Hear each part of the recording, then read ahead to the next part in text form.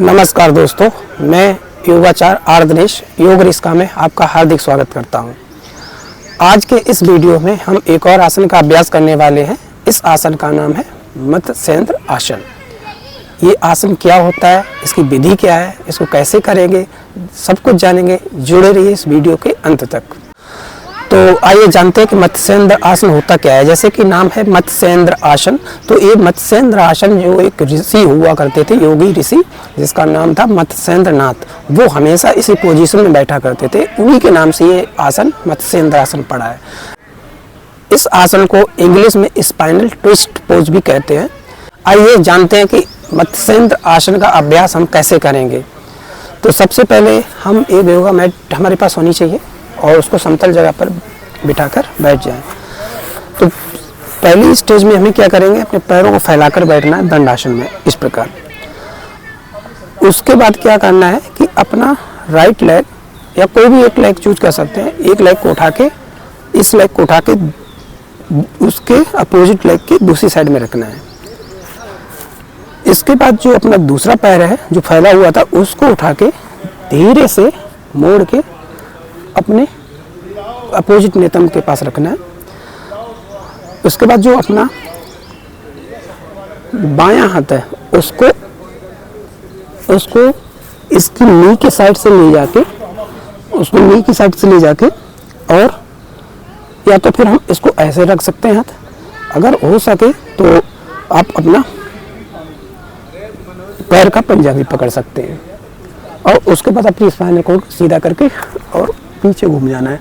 और दूसरा जो लेग जो हाथ है वो अपने पीठ के पीछे रखना है और अपनी स्पाइनल को ट्विस्ट करना है सीधे होते हुए।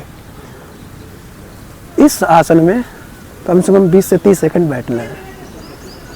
अगर लगता है कि हम इस हाथ से अपने पंजे को नहीं होल्ड कर पाते तो हम इस हाथ को ऐसे भी रख सकते हैं। इसमें मेन फोकस क्या होता है कि जो हमारा ये हाथ है, आपके इस पैर को अपोजिट साइड में पुश करिएगा। जब हम 20 से 30 सेकंड एक तरफ कर लेते हैं अभ्यास को, फिर हम इसको रिलैक्स करेंगे, अपने पैरों को सीधा करेंगे। जो पैर मैंने पहले फोल्ड किया था उसको अब नहीं फोल्ड करेंगे, अब दूसरे पैर से इसी अभ्यास को दोहराएंगे। सेम चीज़ है, पैर को उठा के दूसरी साइड रखना है और दूसरे पैर को उठा के अपने दूसरे अपोजिट नितंब के पास ले जाना है।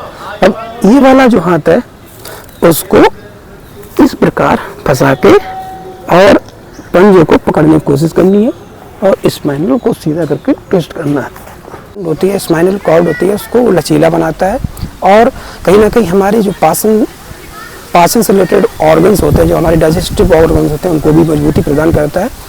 और साथ ही साथ आपकी जो पेल्विक मसल्स होती है थाई के पास की, उसमें भी स्ट्रेचिंग आती है और वो एरिया भी सक्रिय होता है और हमारी मसल्स एक्टिव हो जाती है।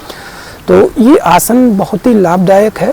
और इस आसन में हमें सावधानी क्या रखनी है कि आपके ऑलरेडी स्पाइनल कॉर्ड में कहीं से पेन हो रहा है तो हम इस आसन को करने से बचना चाहिए। और आपको नी में कहीं ने आपकी इंजरी हुई है या फिर कोई सर्जरी हुई है तब भी इस आसन को नहीं करना चाहिए, या करते हैं किसी से सलाह लेके ही करें जो कि इसमें एक्सपर्ट है। और महिलाएं जो गर्भवती हैं, प्रेग्नेंट, उनको लगता है वो प्रेग्नेंट है, तो उनको भी इस आसन से करने से बचना चाहिए। तो मैं आशा करता हूँ ये आसन आपको बहुत अच्छे से समझ में आया होगा और आप इसका अभ्यास करिए और जुड़े रहिए योग रिस्का के साथ। मिलते हैं नेक्स्ट वीडियो में नेक्स्ट आसन के साथ। तब के लिए धन्यवाद। ओम शांति।